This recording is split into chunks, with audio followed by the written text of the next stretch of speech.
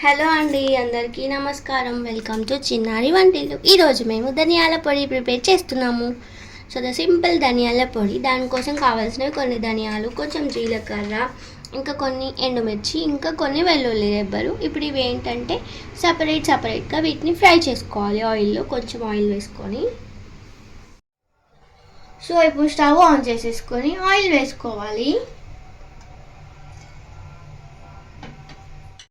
So ఆయిల్లో ఇప్పుడు ఎండుమిర్చి వేసుకొని వేయించుకోవాలి. ఫస్ట్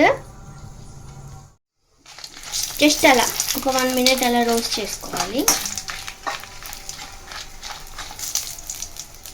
సో ఇవి రోస్ట్ అయ్యాక వేరే ప్లేట్లోకి షిఫ్ట్ చేసుకొని ఇప్పుడు దీంట్లోకి ధనియాలు రోస్ట్ చేసుకుందాం.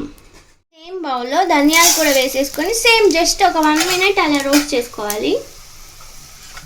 సో ఈ ధనియాల్లోనే జీలకర్ర కూడా వేసేసుకుంటున్నాము. ఇది కూడా వేసేసుకొని జస్ట్ ఒక 1 minute అలా రోస్ట్ చేసుకొని ఇది కూడా వేరే ప్లేట్లోకి తీసుకోవాలి.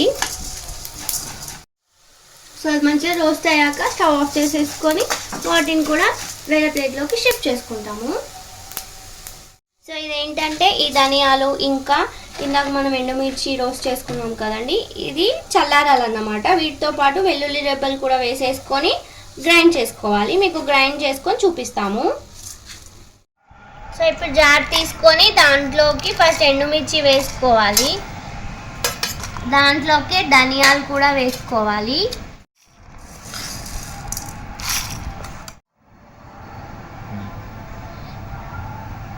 సో ఇప్పుడు దీంట్లోకి చిటికెడు పసుపు వేసుకొని టేస్ట్కి సరిపడా సాల్ట్ కూడా వేసుకొని గ్రైండ్ చేసుకోవాలి. మీకు మేము గ్రైండ్ చేసుకొని చూపిస్తాము.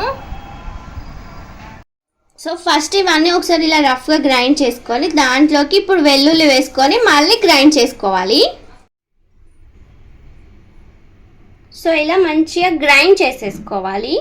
వెల్లిపాయలు అన్నీ వేసేసుకొని గ్రైండ్ చేసేసుకుంటే సరిపోతుంది. ఇదేంటంటే కొంచెం ఆయిల్ వేసేసుకొని వేడన్నంలోకి వేసుకొని తింటే చాలా బాగుంటుంది.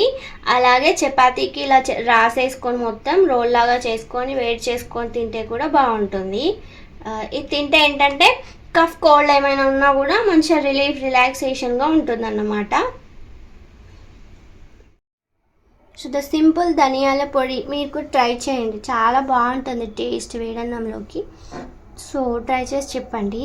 సో మీకు కనుక ఈ వీడియో నచ్చితే లైక్ చేయండి, షేర్ చేయండి, కామెంట్ చేయండి. అలాగే నా ఛానల్ని సబ్స్క్రైబ్ కూడా చేసుకోండి. థ్యాంక్ యూ అండి. థ్యాంక్ యూ ఫర్ వాచింగ్ చిన్నారి వంటిల్లు.